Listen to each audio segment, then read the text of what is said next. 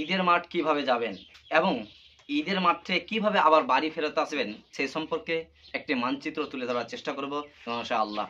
সম্মানিত দর্শক মণ্ডলী, রাসূল সাল্লাল্লাহু আলাইহি সাল্লাম বলেন, ইযা কানা ইয়াউমু ঈদিন খলাফাত তরিক। যখন তোমরা ঈদের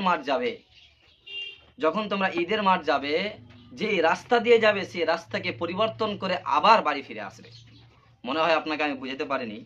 ধরেন, বাড়ি থেকে বের হলেন ঈদের মাঠ যাওয়ার উদ্দেশ্যে, যে রাস্তা দিয়ে গেলেন সেই রাস্তা দিয়ে আবার না এসে রাস্তাকে পরিবর্তন করে আবার বাড়ি ফিরে আসবেন।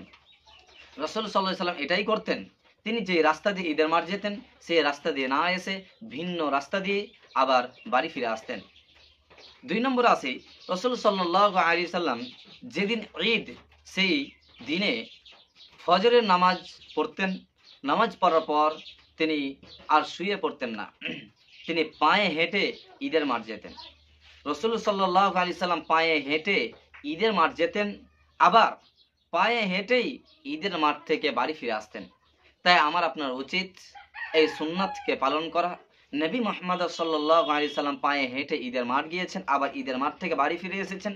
তেমনি আমার আপনার উচিত হবে তার আখলাক, তার ব্যবহার, তার চরিত্র আমাদের মধ্যে গ্রহণ করা। তিনি হেঁটে গিয়েছেন, তাই আমি আপনি সবাই আমরা পায়ে হেঁটে ঈদের মাঠ যাওয়ার চেষ্টা করব।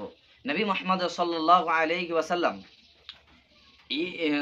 ঈদের মাঠ যেতেন এবং এই দোয়াটি পড়তেন, এই তাকবীরগুলো পড়তেন, আল্লাহু আকবার, আল্লাহু আকবার, লা ইলাহা ইল্লাল্লাহু, আল্লাহু আকবার, আল্লাহু আকবার, ওয়ালিল্লাহিল হামদ, আল্লাহু আকবার, আল্লাহু আকবার, লা ইলাহা ইল্লাল্লাহু, আল্লাহু আকবার, আল্লাহু আকবার, ওয়ালিল্লাহিল হামদ। এই দোয়াগুলো বারবার পড়তেই থাকতেন। তাই আমার আপনার উচিত এই দোয়াগুলো পড়া। আল্লাহ যেন আমাদেরকে কোরআন হাদিসের প্রতি সঠিক জ্ঞান অর্জন করার তৌফিক দান করুন, আমিন। সঠিক হাদিস মোতাবেক আমল করার তৌফিক দান করুন, আমিন। এই বলে আজকে আমার কথা শেষ করছি। ওয়া মা আলাইনা ইল্লাল বালাগ ওয়া আলাইকুম হিসাব। আসসালামু আলাইকুম ওয়া রাহমাতুল্লাহ।